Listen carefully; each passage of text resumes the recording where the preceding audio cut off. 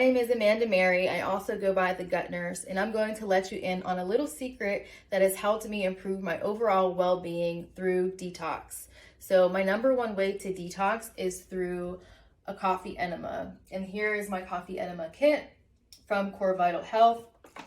This is their coffee bag. I love this brand so much because their coffee is 100% organic, it's non-GMO, and it is free from mold and fungus. I suffered from mold illness and I'm still in recovery, so it is very important for someone that has a sensitivity to mold to avoid certain coffees, and it's really tricky finding the best one that's for you, but I've tried a few different brands of coffee and this is the one that I swear by. This has helped me improve my allergy symptoms. I have environmental allergies and I would often wake up with pressure around my eyes and dark circles around my eyes, and one day I had a migraine from an allergic reaction and I said, let me just try this coffee enema out. And immediately I had no more pain. My migraine was gone. The pressure around my eyes decreased tremendously and I had so much more energy. I was able to be very productive throughout the rest of my day. So let me show you how to set this up.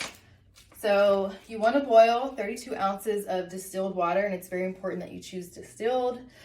Your body just absorbs this differently from regular water, so make sure you're using distilled water. Once you boil the water, turn the heat down, add 3 tablespoons of Cor-Vital's organic fair trade coffee, and then you want to let that cook for 3 minutes and then cover it up with the lid and let it simmer for 15 minutes. After it's done simmering, you'll want to let it cool to room temperature. Now you can just leave this sit out for a while, or you can even put this in your refrigerator, or you can put it in the freezer for about 25 minutes. That's typically what I do. And then once you're done with that and it gets to room temperature, then it's ready for use. So what I do next is I strain it into this bucket. I use a stainless steel strainer to strain the coffee out, and then you're left with the coffee right here. Sometimes the water does evaporate, so you may have to add a little bit more. Whenever I make mine, I use about 40 ounces instead of 32 ounces because after it's all done being boiled and made, I end up with about 32 ounces from the evaporation. So after you have it in the bucket, I like to add some coconut oil to the end of the tube. Now you want to make sure you're wearing gloves because it's not sanitary, and then whenever you're finished, make sure you clean all of your surfaces just so that you're not getting any fecal matter particles anywhere. So you can take your glove and just lubricate maybe about 1 or 2 inches of this so that it is easier to insert into your rectum. And then what I do, I don't always use gloves, so I'll take the sandwich baggie and then turn it over and then just put this to the side.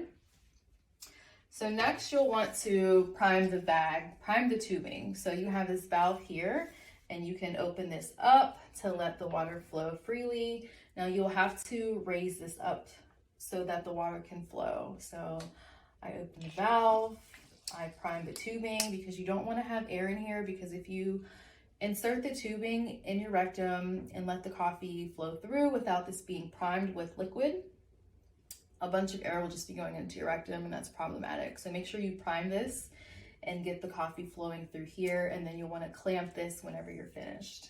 The next step would be to bring this over.